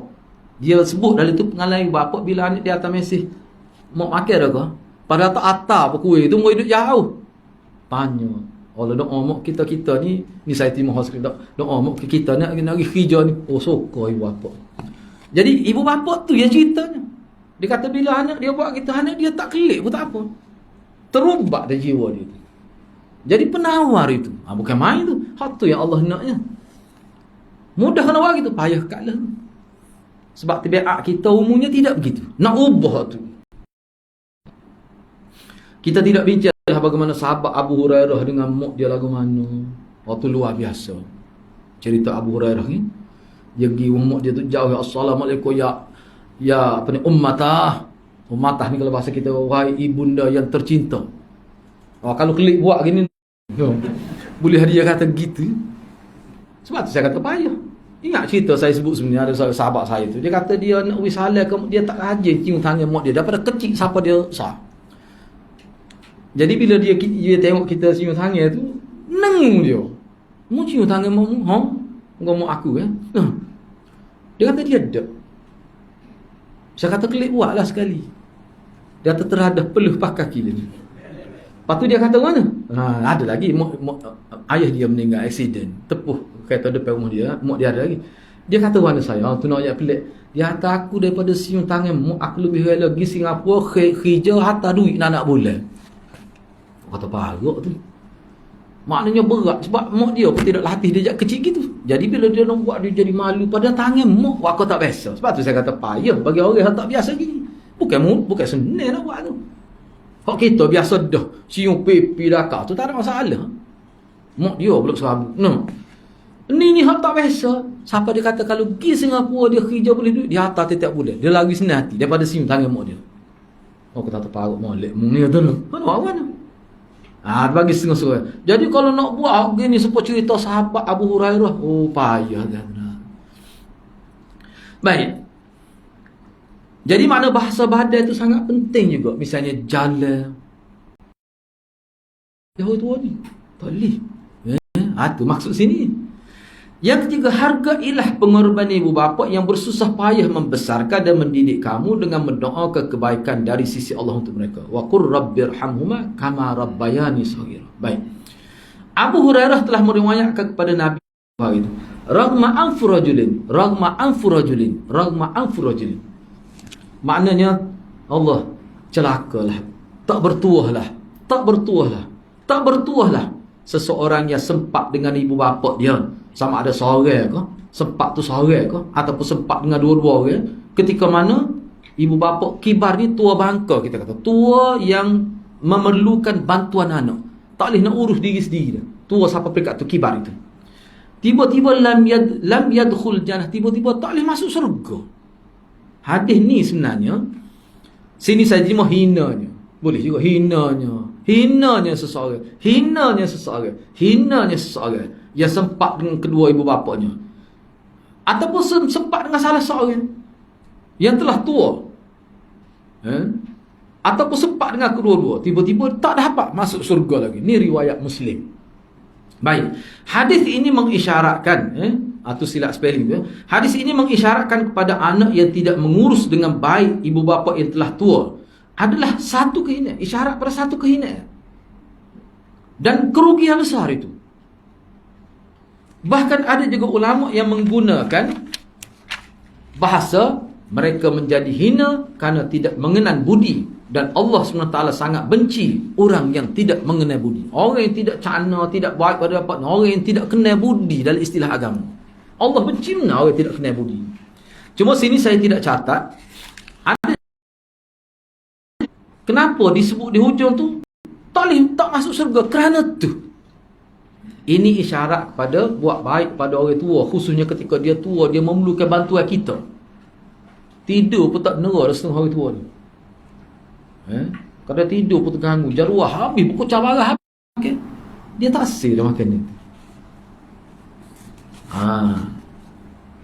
Saya pernah pergi dia, nak sebut ni teringat cerita, tapi dia meninggal dah. Dia sihat umur 100 juga umur dia. Dia kena langgar di kereta, masuk batu, susah ni ada kepala. Cerita dia begini. Saya nak beli nasi pagi lah.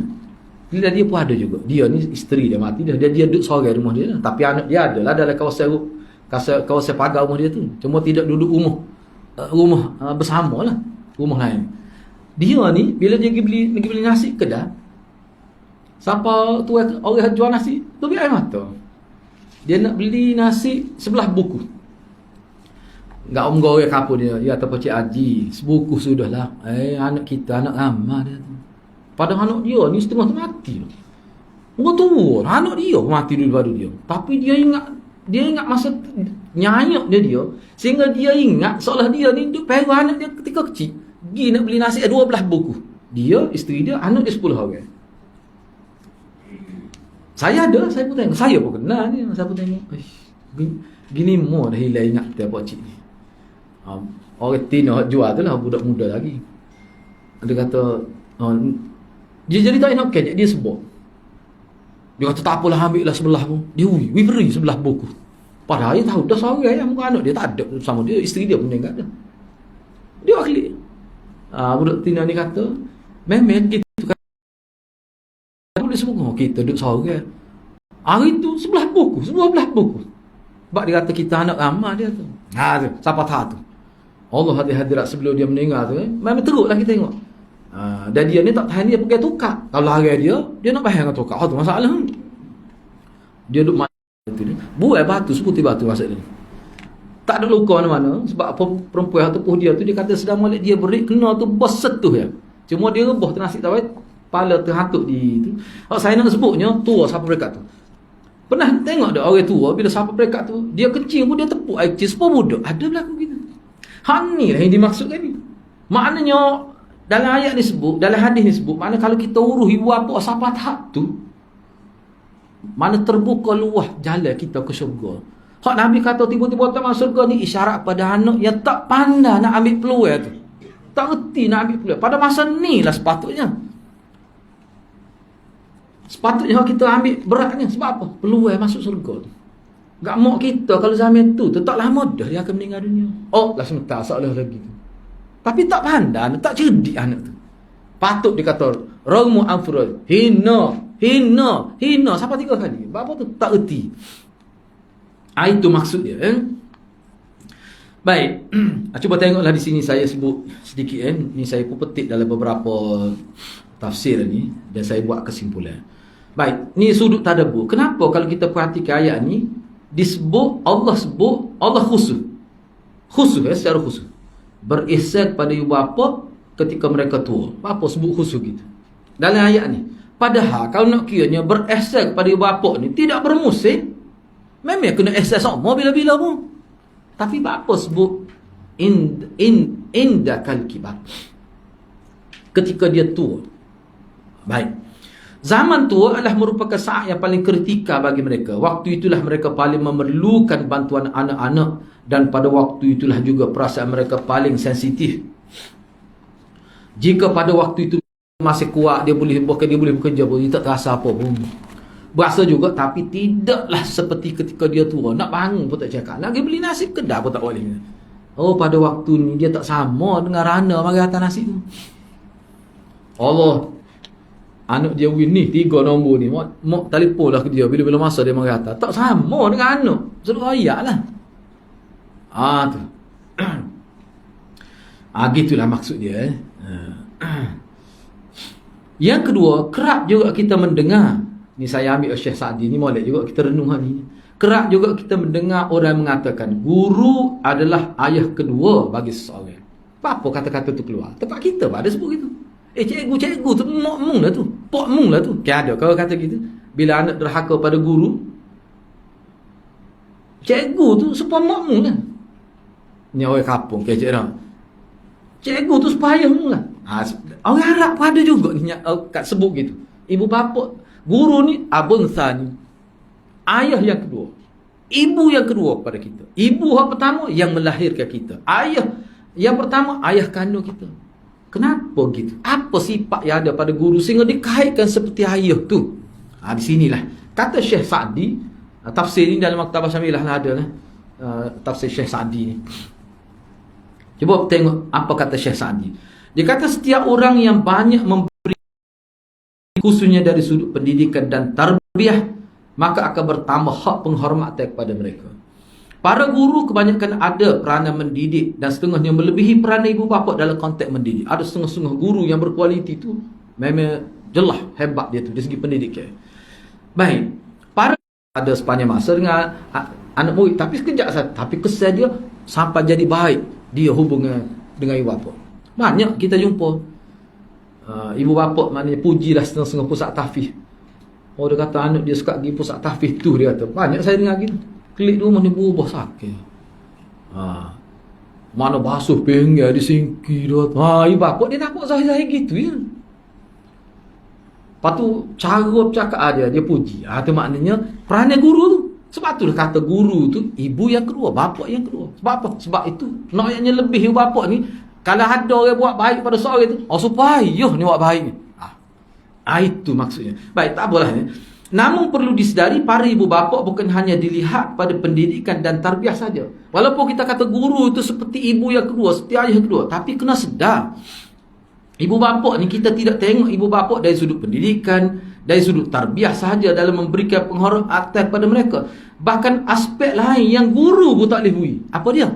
Dari segi pengorbanan masa dan harta benda yang dihabiskan untuk anak-anak, maka tidak ada yang dapat menandingi ibu bapa. Tak ada. Nak lawih tu tak boleh. Kalau kita tengok, yalah, kita ada adik, kita tengok lagu mana adik kita masa kecil, mak kita tak tidur malam, pok dia tidur tak jawab. Setengah-setengah pok lah, bukan semua juga. Ada setengah pok tujuh flat badan. Tapi mak lah dia tak tidur malam, ngatuk sungguh-sungguh. Kita tengok dia tu. Mana ada adik tu, dia tengok mak dia buat lagu mana. Kita kata cikgu lebih pun, tapi tak boleh sampai setahun tu. Tak boleh, dia jaga kita pun besar. Tak ada guru. Kita kan, kalau kita guna bahasa kasar Kelantan dah. Tuamu baik pun dia pernah kau bahasa berak mu. Tu biasa Kelantan dia guna tu rapat dia tu. Ni bahasa berak mu. Parok kena tu neng lalu. Tak lalu makan nasi. Kena tu bah, padai kena tu pun. Mak ni tak cerdik pun dia ada. Dia simpan je cari waktu biar tu senyap. Bah klik pakai duduk situ ada tu. Dia biar tu pula. Patah ada salah lagi. Kalau aku mati jangan situ. Kena tu tak ada. Nah, mana kalau anak tak dengar juga itu bukan anak terapi tu. Baik, cuba kita tengok lagi di sini.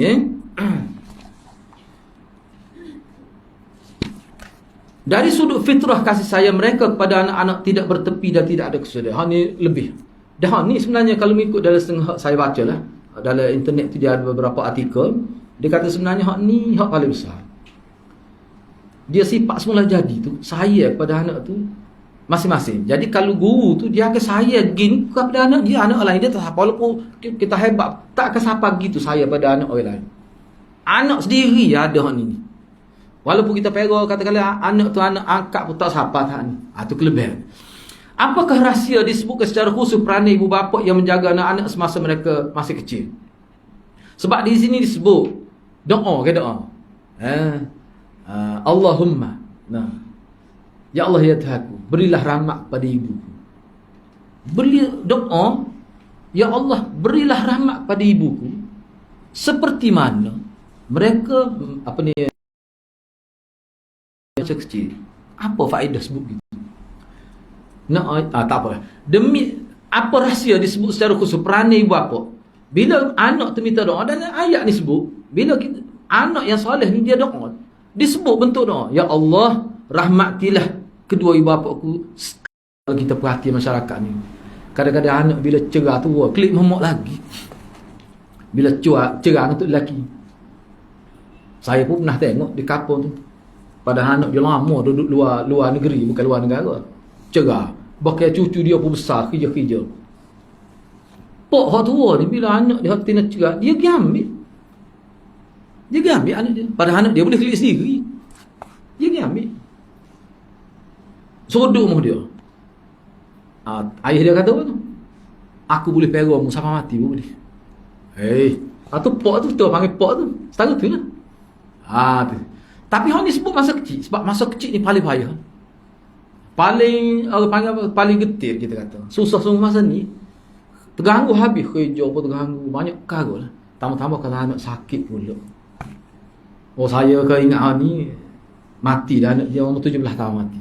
Penyakit ke dia, penyakit lembeknya tangan kaki sama besar. Tak boleh mana. Siapa balik umur 17 mati. Saya pergi ziarah dia. Ayah budak ni tentera, mak dia ni kerja pejabat. Masa anak dia beberapa tahun dia orang jaga. Dia bayarlah banyak ribu jugalah sebulan ni. Lepas tu dia mari mikir, dia cerita pada saya masa saya ziarah dia, masa saya gitu anak dia umur 17 dah. Cuma kita baru tahu kita pergi ziarah. Tak boleh mana, kaki sama sangat tangan. Putih sepuh. Dia kata saya berhenti dah kerja Ustaz Ding. Mak dia kata, lama dah. Kata apa berhenti? Tak senang duduk jabat. Dia takut orang kutih anak dia. Ni ibu Lepas tu saya dengar tu, kata, kita bacalah hadis pada dia. Ada dari kitab Riyadhus Shalihin pada. Mana seorang mak jaga anak kecil itu. Mana Allah ganti dengan syurga tu kalau anak dia mati kerana sakit itu. Ada dalam hadis tu, beberapa hadis. Dia sanggup. Tu. Mana dia sanggup tak? Dia sebuah orang panggil masa tu sewa kereta. Kereta sewa lah. Kereta sewa. Buat tu pula beli kereta dengan duit dia. Apa nak tambah bila mati tu dia malu pada saat mati dah start dia anak saya tu. Dia berjerit kira dah bertahun-tahun. Lama dia jaga dah belah tahun. Sanggup berhenti kerja. Tu mak tu panggil mak. Patutlah kita kata dalam Quran Allah beri nilai yang begitu besar pada bapa. Baik. Jadi bapa sebut masa kecil ni, cuba tengok di sini saya buat secara ringkas. Sebenarnya Allah sebut gini, doa ya Allah rahmatilah ibuku seperti mana dia jaga aku masa kecil. Kait dengan kecil tu apa? Demi mengingatkan dan menyedarkan anak-anak. Allah ajar kalau nak doa gini lah. Jadi makna anak tak mikir tu bila doa gini. Masa kecil dia dah jaga aku, tak ada orang lain. Buat lagu tu. Ingat tu anak kerja dia ingat. Doa tu memberi tazkirah kepada anak bahawa kasih sayang ibu bapa dan kesanggupan mereka menjaga kemaslahatan anak-anak serta perasaan rindu kukuh luar biasa terhadap anak mereka tak mungkin dapat ditandingi oleh orang lain. Ingat saya sebut sebelum ni Ada seorang tua, saya jumpa dia juga. Saya pergi ziarah musim perayaan. Dia keluarga saya juga. Dia ni umur 70 meninggal dah pun sebelum Covid meninggal. Umur dia saya gitu umur 70 60 gitulah. Padahal anak dia meninggal dunia ketika dia mula kahwin, boleh anak, takdir anak dia mana berpuluh tahun. Bila sebut anak mati kecil, jerit lagi. Nyali air mata. Padahal anak dia meninggal 50 tahun lebih lah. Sebut anak meninggal, jerit lagi. Tu ayah tu, mak saya kira lah. Jadi kalau gitulah sebenarnya Allah sebut dalam ayat-ayat ni.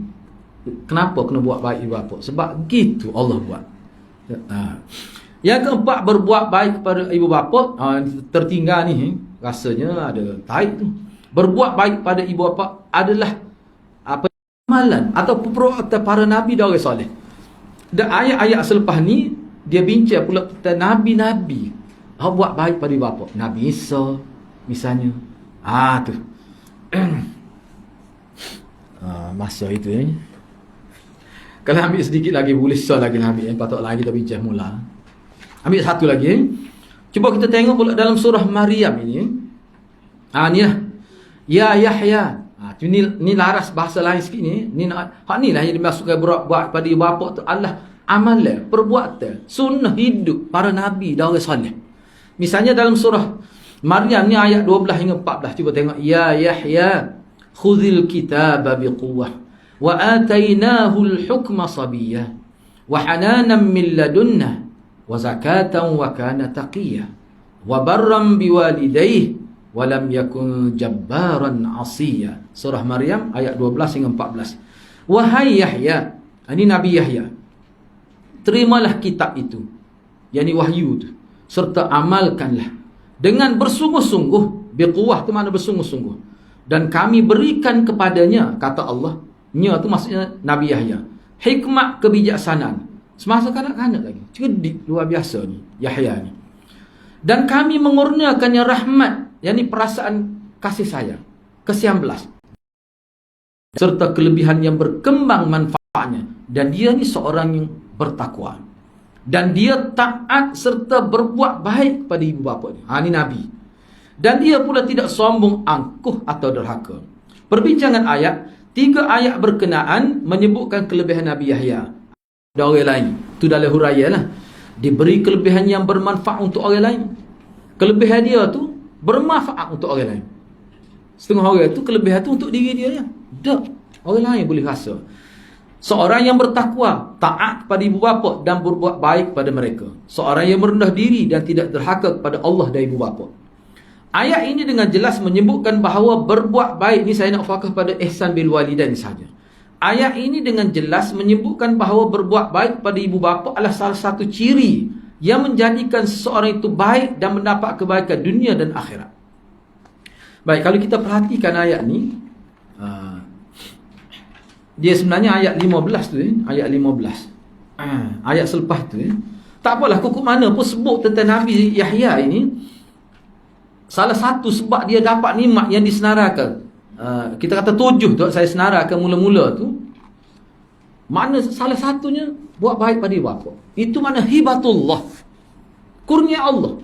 Salah satu sebab yang menyebabkan Nabi Zakaria tu tinggi sifat dia, kerana dia ni salah satu unsur baik yang ada pada dia ni, buat baik pada taat pada ibu bapa, tak derhaka pada ibu bapa, tak derhaka pada Allah, tak derhaka pada ibu bapa.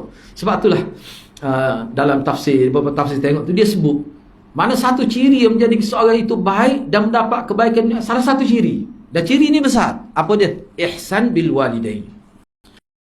Apakah 2 hak yang disebutkan dalam ayat berkenaan walam yakun jabbaran asiyah itu? 2 hak yang dimaksudkan di sini, taat kepada Allah dan taat kepada kedua ibu bapa. Taat kepada Allah itu perintah Allah, taat kepada kedua ibu bapa itu juga perintah Allah. Beliau tidak menjadi sombong pada ibu bapa. Ada maksud tu ganding tu. Apa ganding? Daripada awal kita bincang, semua digandingkan ibadat pada Allah, lepas tu terus diiringi dengan buat itu sebagai isyarat. Sangat jelas isyarat itu. Kalau kita kumpulkan ayat-ayat, kita nampak besar ni buat baik pada ibu bapa ni. Dengan kita tengok bahasa yang Allah guna, kita sudah nampak dah. Kalau kita dengar huraian ulama lagilah. Kemudian ayat seterusnya tu kita bincang semula lah tu rasanya. Dia sebenarnya ayat akhir tu dua tu saya tak sempat nak buat nota, cuma sempat tanda saja. Lepas tu saya boleh bagi semula. Jadi nota ni sebenarnya tidak lengkap lagi sebenarnya ni. Tak apalah, sekadar itu tu kita boleh faham dah maksud dia. Jadi saya setakat itulah dulu. Hak lain tu kita boleh sambung semula lah insya-Allah dalam perbincangan akan datang insya-Allah. Alhamdulillah. Sebelum nak buka pada soalan,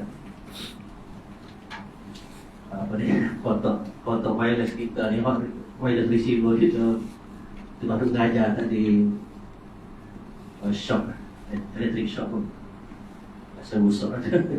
Jadi mic okey lah tadi, dah try lah pagi tadi okey. So kalau ada soalan tu terpaksa kuatkan soalan. Kalau ada soalan buka.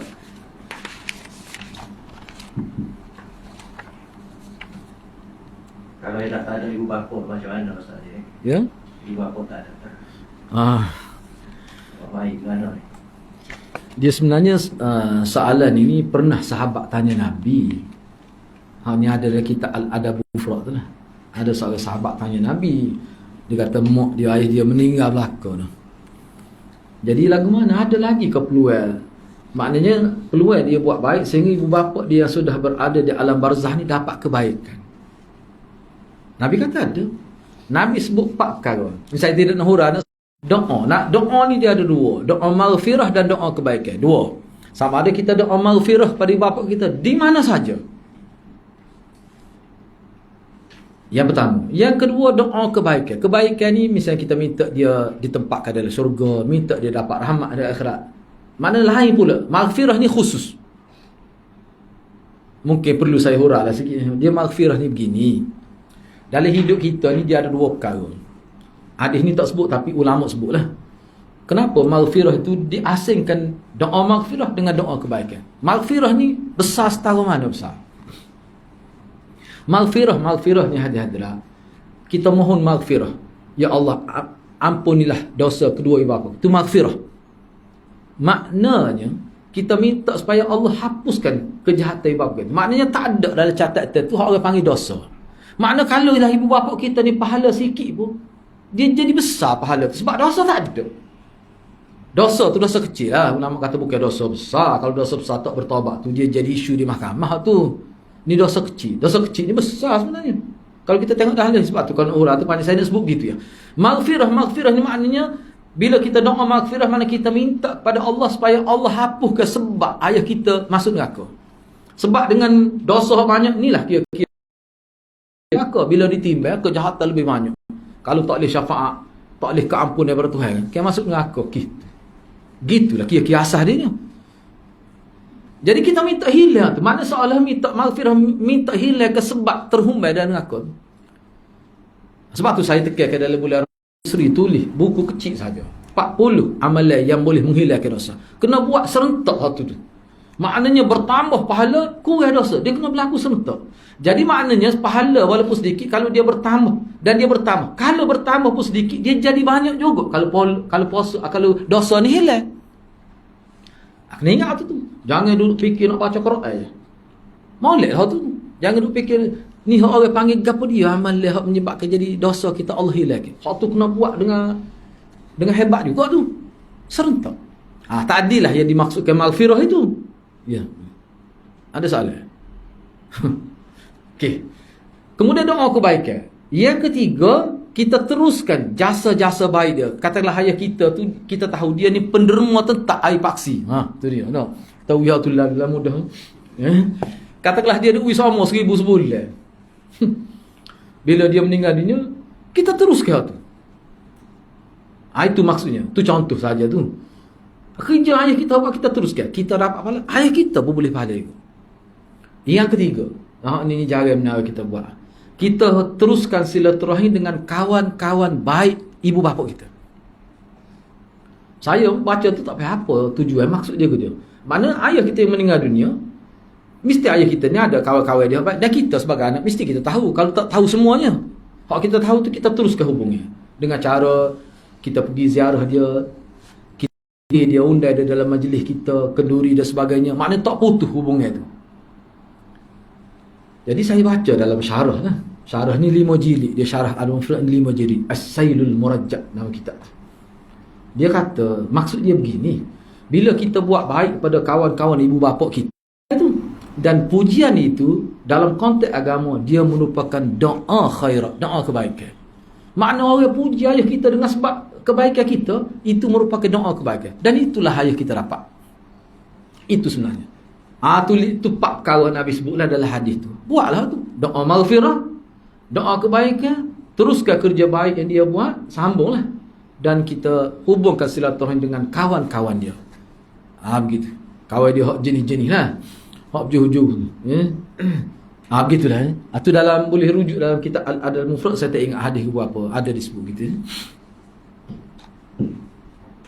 Ada lagi ya? Soalan?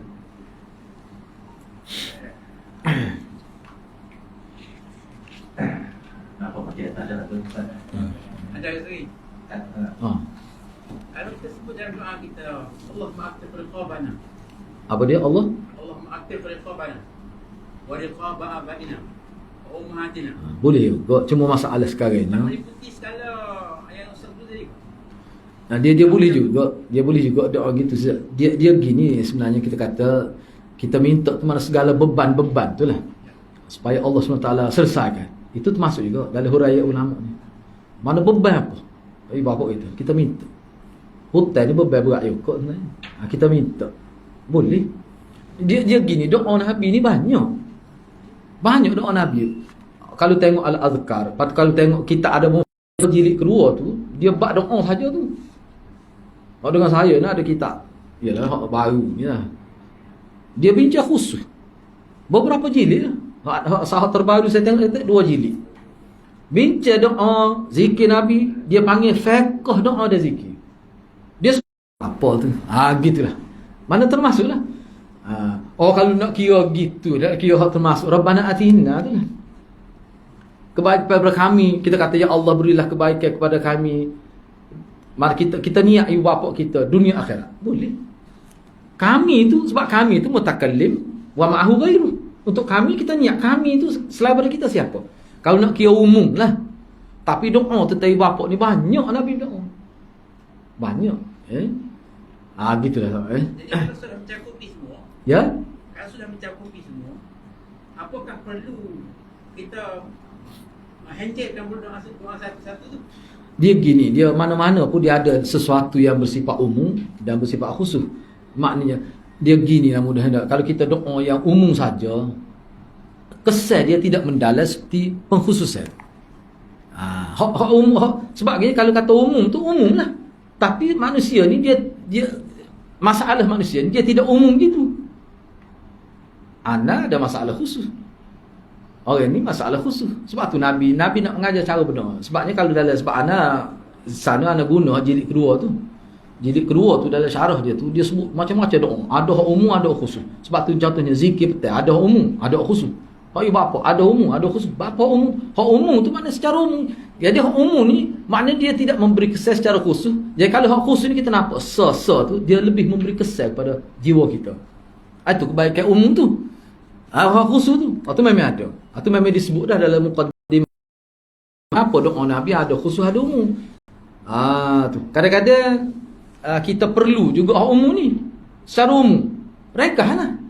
Tapi ada ketika sebut khusus. Misalnya bab tenggelam dalam hutan. Padahal kalau nak kira bebanan tu termasuk semua dah. Bila Allah angkat bebanan yang karbina. Min kurabina, misalnya daripada beban kesusahan kami. Susah ni banyak, ni susah lagu mana? Dia ada pula perinci dia. Tu dia bincang dari segi fiqh dia. Dalam kitab tu ada sebut juga tu. Dia gitulah dia sebut. Supaya makan ni lah kita kata menu macam-macam ni.